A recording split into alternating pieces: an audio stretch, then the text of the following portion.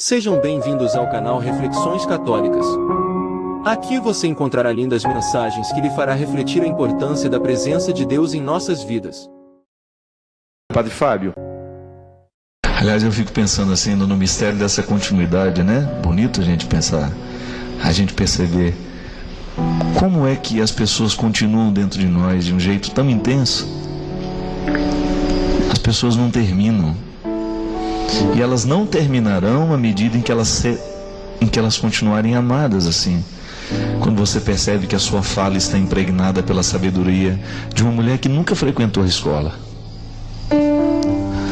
A minha mãe não teve oportunidade de ir para a escola. A minha mãe frequentou, me parece que só até o 3º ano, se eu não me engano. E no entanto eu fico vendo assim que na hora que eu perco o discurso inteligente, na hora que não me sobra muito daquilo que eu estudei, sabe? O que me socorre é o que a minha mãe me ensinou. Talvez você até possa dizer isso comigo, né? Quantas vezes o programa deu certo porque minha mãe estava aqui. Quando a gente mantém as pessoas vivas dentro de nós, quase que como uma forma de fazer justiça, né?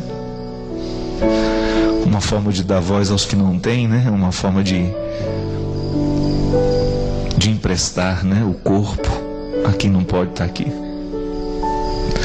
Assim como a gente pode ressuscitar os que foram embora já. Outro dia eu estava pensando, a minha mãe sabe assim, ela sabe o quanto que eu amei o Robinho, né? E eu me lembro que quando ele morreu, ela foi a pessoa que mais ficou do meu lado assim, naqueles dias. Porque ela sabia do quanto nós éramos amigos e ela sempre me dizia isso. Que era uma amizade que ela admirava muito. E eu fico pensando assim nessa capacidade que às vezes a vida nos dá de o outro continuar dentro de nós. A gente já não sabe mais dizer o nome da gente sem a gente lembrar o nome dos outros também, né? Quando você percebe que por uma força misteriosa as pessoas já morreram, elas não existem mais, mas de alguma forma elas estão legitimamente representadas naquilo que a gente é. E eu agradeço muito a Deus por isso, sabe?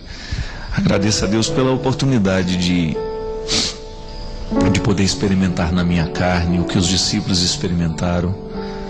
O mistério da ressurreição de Jesus, assim, quantas vezes a minha mãe ressuscitou Jesus dentro do meu coração? Eu me lembro, sabe, que um dos momentos importantes da viagem na Terra Santa para mim foi quando nós íamos entrar dentro do Santo Sepulcro. Eu me lembro que naquele dia eu tinha peregrinado com outro grupo que não era o que a minha mãe estava. Aí eu corri, né? Na hora que eu cheguei lá no Santo Sepulcro, eu corri e procurei onde ela estava, porque eu queria entrar lá dentro com ela. Lá entram no máximo 3 pessoas juntas, né? Porque na minha experiência de homem, né, de filho, quantas vezes um ressuscitou o outro, sabe?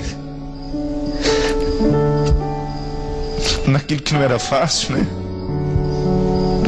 Eu não tenho medo do que eu sofri, do que eu sofro ainda hoje, né?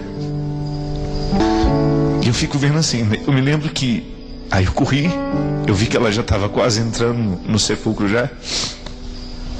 Eu segurei na mão dela e falei assim: mãe, eu quero entrar com a senhora aqui dentro. E a gente tocou aquela pedra junto, sabe? Assim como tantas vezes a gente tocou em tantas coisas juntos.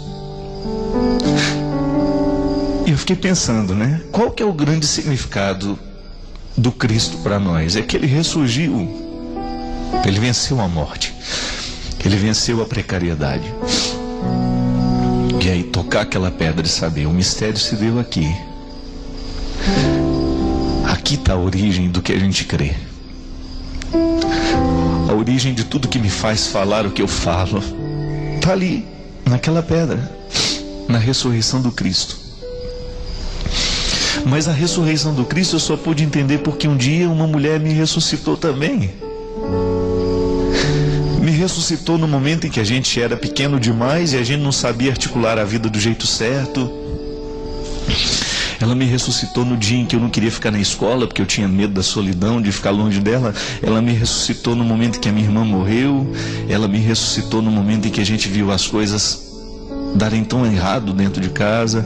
Ela me ressuscitou no dia em que eu quis desanimar da vida. Ela me ressuscitou, assim como ela tenta ressuscitar minha irmã, tenta ressuscitar os meus irmãos. E se eu falo em nome deles, eu tenho certeza que todos eles amam profundamente e admiram a minha mãe. E essa é a beleza da vida, né? Entrar ali naquele santo sepulcro com a mulher que me ensinou tudo o que eu sei sobre a ressurreição. Não porque me fez ler nos livros, mas porque me emprestou a ressurreição na sua capacidade de ser mulher, de ser mãe, de me gerar de novo. Eu acho que vocês que são mães, vocês têm o poder de nos gerar de novo a vida inteira. Que às vezes a gente precisa nascer de novo. Não são poucas as vezes na vida que a gente precisa nascer de novo. E nascer de novo às vezes é tão duro, né? É tão difícil. Eu vejo lá com a minha irmã. Por mais que você olhe para ela e diga: o que está acontecendo, né? Para não querer viver mais, para atentar contra a própria vida. É tão difícil nascer de novo. Às vezes a gente tem a resposta fácil para a gente, mas não cabe no outro. E quase que ter que trazer para o ventre de novo. Ter que trazer para o ventre. É como perder um filho, né? O desejo parece que é, diante do filho morto, colocá-lo dentro da barriga de novo, para ver se a vida volta. São poucas as vezes, minha gente, que nós estamos assim também. A vida parece que escapando de nós. Ainda hoje eu conversava isso com o Léo. Como hoje as pessoas estão fracas, né? Como as pessoas hoje estão sem vontade de viver. Como o sofrimento tem sido causa de derrota para tanta gente. E às vezes falta essa nossa experiência de olhar nos olhos e de redescobrir ali um significado para a gente ir adiante. Isso só é possível com quem a gente ama, viu? Não tem outro jeito, não. E só é possível quando a gente olha nos olhos de quem nos ama mesmo, de quem sabe tudo sobre nós, ou que sabe boa parte daquilo que nós somos. Quando empresta: olha, eu sei que está difícil para você hoje, eu te empresto um pouquinho de mim. Eu sei que hoje você não tem condições de ficar em pé sozinho, eu te empresto um pouquinho de mim. Me empresta um pouco do seu sorriso, né, na hora da minha dor. Me empresta um pouco da sua lágrima. Me empresta um pouco do seu colo. Nós precisamos fazer isso o tempo todo. Porque esse é o grande significado. Às vezes a gente fica... São tantas as perguntas que a gente tem aqui. Padre, como é que a gente faz? Padre, como é que a gente faz? Padre. Às vezes o segredo é simples, mas é por ser simples demais que às vezes a gente não entende, que nós queremos coisas muito complicadas. Às vezes o cristianismo ele só é possível assim, quando você olha para Jesus e vê que ele emprestava o tempo todo. Não sei quanto tempo eu não sei quanto tempo que Jesus vai ter que me emprestar o sorriso dele. Pode ser que o meu volte amanhã, mas enquanto eu não tenho, eu fico com o dele. Isso é o cristianismo. Eu não sei quanto tempo eu vou precisar da esperança de Jesus. Pode ser que amanhã a minha volte, eu devolva a dele. Mas isso é o significado mais bonito. Jesus olhava as pessoas e emprestavam para ela o que faltava. Assim como na vizinhança, né? Nas vizinhanças mais próximas: me empresta uma colherzinha de açúcar para eu terminar de adoçar o café aqui. Me empresta uma colherzinha de sal, senão não tem como terminar o almoço. Quantas vezes eu ouvi isso lá em casa? As vizinhas, a minha mãe com as comadres, uma emprestando para outra o tempero que faltava para terminar o almoço. Só que às vezes, minha gente, os temperos que nós precisamos são outros hoje. Hoje, às vezes, o que falta no nosso armário não é material. Hoje, o que falta dentro das nossas panelas muitas vezes não é a comida. O que falta na nossa vida não é o material só. Mas aí a gente não sabe a quem pedir. Muitas vezes nós temos até liberdade de pedir materialmente alguma coisa a alguém, mas quando isso entra no campo do espiritual, daquilo que os nossos olhos não podem enxergar, fica difícil. Como é que você vai chegar para alguém e falar: olha, me empresta a sua casa para hoje eu entrar e eu ficar aí quietinho com vocês? Assim como eu fiz essa semana, dei uma fugidinha, que eu precisava de uma casa, uma família, e fui onde eu sei que eu tenho. Não que na minha casa eu não tenha, porque ficava longe de onde eu estava. Mas quando você vai, para você ser mais um, quando você percebe que você está precisando ali de que alguém empreste para você um pouco de fraternidade e você não está tendo, busca. Às vezes as nossas necessidades são mínimas. Às vezes você fica aí no canto, né, na sua vida, no seu sofrimento, também perdendo a vontade de viver, assim como a minha irmã, e de repente você precisa só que alguém lhe empreste um sorriso, que alguém lhe empreste uma generosidade, que alguém lhe estenda a mão. É o que Jesus fazia. E nisso estava o senhorio dele, e nisso estava a sua capacidade de arrebanhar as multidões. E nisso cai por terra todo o poder de denominação religiosa, porque no fundo o que sobra é gente. Não importa se somos católicos, não importa se somos espíritas, evangélicos, budistas, ateus, o que sobra depois de tudo isso é gente. É coração sofrido, é coração machucado, é coração que precisa de atenção, é coração doente, coração solitário, que sofre das piores vergonhas. Às vezes a gente precisa de algumas coisas que a gente tem até vergonha de pedir. Eu sei. Às vezes o que você precisa na vida é tão pequeno que você tem vergonha de pedir. Mas aí quem sabe seja a hora de nós então modificarmos o nosso jeito de olhar para as coisas, para as pessoas. Se eu esquecer o que Jesus me ensina, se eu esquecer o que Jesus me faz crer, se eu esquecer o que a dona Ana me ensinou a respeito dele, se eu retirar a pedra daquele santo sepulcro, se eu esquecer o que aconteceu ali, eu não tenho nada, absolutamente nada de novo para inventar, para dizer e para solucionar aqui, para propor, não. Agora, quando a gente olha para Jesus e a gente descobre que ele tem uma capacidade imensa de nos emprestar sentido, aí então a gente descobre o sentido que nos falta. Porque se ele tem e eu posso ter, a partir do que ele me oferece, é a minha missão de padre, é a sua de padre. Eu sei que tantos padres nos assistem. É a sua missão de religiosa, é a sua missão de cristã. A possibilidade de você aproximar-se de alguém que não tem aquilo que você tem. Então hoje eu estou cheio de esperanças, eu estou cheio de alegria. Eu me aproximo de quem não tem e empresto. Mas não é aquele empréstimo que a gente pega de volta, não. É o empréstimo porque é mútuo, né? Assim como eu estou dando alguma coisa, eu também estou recebendo.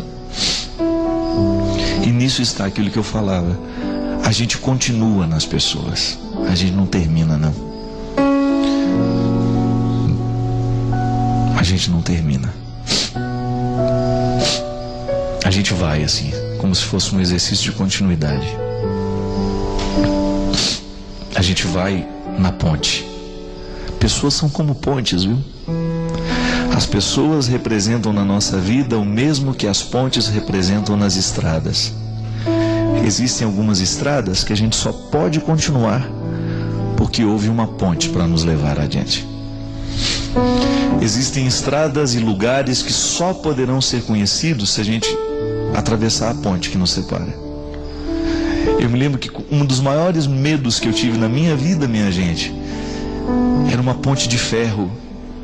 Sabe essas pontes de estrada ferroviária que cortam as cidades muitas vezes? Uma que tem lá em Formiga até hoje. E eu não tenho vergonha de falar que eu tenho medo até hoje da ponte. Porque aquela ponte, ela era famosa por ser perigosa. Ela ficava sobre o rio Formiga, ali na região da Vargem Grande, e ali o trem passava. Então se a gente fosse pego no meio daquela ponte no momento que o trem passava, meu Deus do céu. E eu tinha muito medo daquela ponte. Tanto é que o outro lado do asfalto, o outro lado da ponte, era um lugar que para mim era fascinante, porque era um lugar que eu nunca tinha ido. Eu me recordo que a primeira vez que os meus irmãos me pegaram no colo, eu me lembro que foi o Camilo que estava comigo. Ele ia muito naquela região para ir na casa do Mazinho, um amigo dele lá. Quando ele me colocou no colo, estava ele, mais um monte de amigos dele, mais alguns meus. Ele me fez atravessar a ponte, mas ele me levou no colo. E eu olhava para baixo, aquele medo, aquele pavor de olhar aqueles vãos, né? A ponte de ferro, ela é cheia de vãos, e aquelas toras de madeiras por onde passa em cima vai o trilho. Se o meu irmão não tivesse me colocado no colo, eu jamais teria tido coragem de atravessar. Por isso eu digo, pessoas são como pontes, que nos ajudam a atravessar, que nos ajudam a superar o medo, que nos ajuda a ir adiante. Pode ser que em muitos momentos da sua estrada você não vá adiante porque você tem medo da ponte. Não tenha medo. Depois daquela ponte existe uma realidade que você só vai conhecer se você tiver coragem de ultrapassar, de vencer o medo que lhe paralisa. Medos muitas vezes têm o poder de nos paralisar. Mas a ponte está ali. E enquanto você temê-la, você não vai conseguir chegar do outro lado. Então não tenha medo. Desafie-se a chegar lá. Há muitos lugares que estão preparados e reservados para você. E Deus faz questão de colocar você no colo e de fazer você chegar lá. Com a força de seu Filho Jesus, que é um especialista em humanidade. Jesus é especialista em humanidade. Jesus é especialista em atravessar pontes perigosas. E nós vamos com Ele. Derrame o Deus Todo-Poderoso sobre a sua vida, a sua bênção. Ele que é Pai, Filho e Espírito Santo. Amém. Obrigado pela sua companhia. Obrigado pela oportunidade de estar com vocês. Peço que Deus nos abençoe, que derrame sobre mim, sobre você, sobre a sua casa, sobre a sua família a bênção e a proteção do céu. Ele que é Pai, Filho e Espírito Santo. Amém. Que Deus lhe abençoe hoje e sempre. Que a sua vida seja repleta de alegrias e o seu caminho iluminado pela luz do Espírito Santo. Inscreva-se no canal, curta, comente e compartilhe para que essa mensagem possa alcançar mais pessoas. Jamais perca a fé, e obrigado por assistir.